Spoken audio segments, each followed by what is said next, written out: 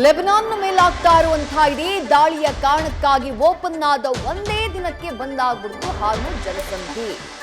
Lebanon ಲಡಾಯಿಯಲ್ಲಿ lock ಆಗಿದ್ದು ಹಾರ್ಮುಜ್ ಜಲಸಂಧಿ.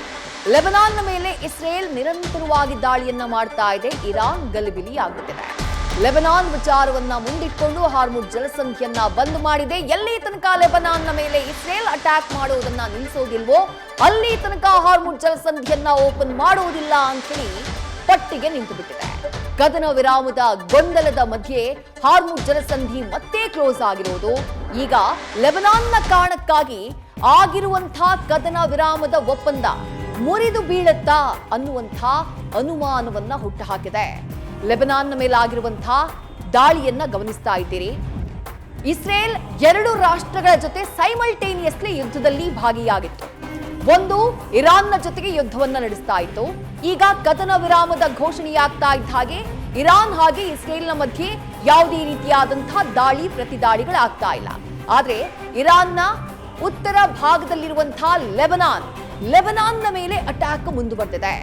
ಲೆಬನಾನ್ನ ಬೈರತ್ ನಗರದ ಮೇಲೆ ದೊಡ್ಡ ಮಟ್ಟದಲ್ಲಿ ದಾಳಿಯಾಗಿದೆ. ದೃಶ್ಯಗಳಲ್ಲಿ ಗಮನಿಸ್ತಾ ಇದ್ದೀರಿ. 8 ದೃಶ್ಯಗಳನ್ನ ನೋಡ್ತಾ ಇದ್ದೀರಿ.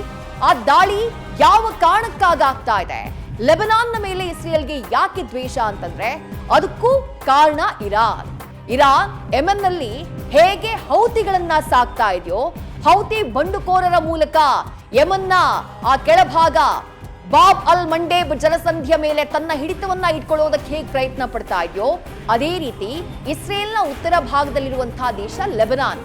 ಆ ಲೆಬನಾನ್ನಲ್ಲಿ ಹೆಜ್ಬುಲ್ಲಾ ಉಗ್ರರು ಇರಾನ್ಗಾಗಿ ಕಾರ್ಯಾಚರಣೆಯನ್ನ ಮಾಡ್ತಾರೆ. ಅವರ ತಾಕತ್ ಹೆಂಗಿದೆ ಅಂತಂದ್ರೆ ಅವರದ್ದೇ ಲಾಂಚ್ ಪ್ಯಾಡ್ಗಳಿದ್ದಾವೆ, ಮಿಸೈಲ್ ಲಾಂಚ್ ಪ್ಯಾಡ್ಗಳಿದ್ದಾವೆ. ಯಾವಾಗ ಇರಾನ್ ಹಾಗೆ ಇಸ್ರೇಲ್ನ ಮಧ್ಯೆ ವಾರ್ ಶುರುವಾಯಿತೋ ಹೆಜ್ಬುಲ್ಲಾಗಳು ಲೆಬನಾನ್ನ ನೆಲದಿಂದ ಇಸ್ರೇಲ್ನ ಮೇಲೆ ಅಟ್ಯಾಕ್ ಮಾಡೋದಕ್ಕೆ ಶುರು ಮಾಡಿತು. ಇಸ್ರೇಲ್ ಅದಕ್ಕೆ ಪ್ರತ್ಯುತ್ತರವನ್ನು ಕೊಡ್ತಾ ಬಂತು.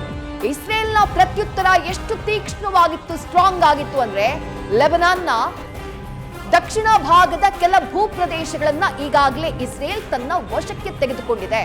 ಇದುವರೆಗೆ ಈ ದಾಳಿಯಲ್ಲಿ 1000ಕ್ಕೂ ಹೆಚ್ಚು ಮಂದಿ ನಾಗರಿಕರು ಜೀವವನ್ನ ಕಳ್ಕೊಂಡಿದ್ದಾರೆ. ನ್ಯೂಸ್ ಫಸ್ಟ್ ನಿರ್ಭೀತಿಯಿಂದ ನಿಮ್ಮ ಪರವಾಗಿ.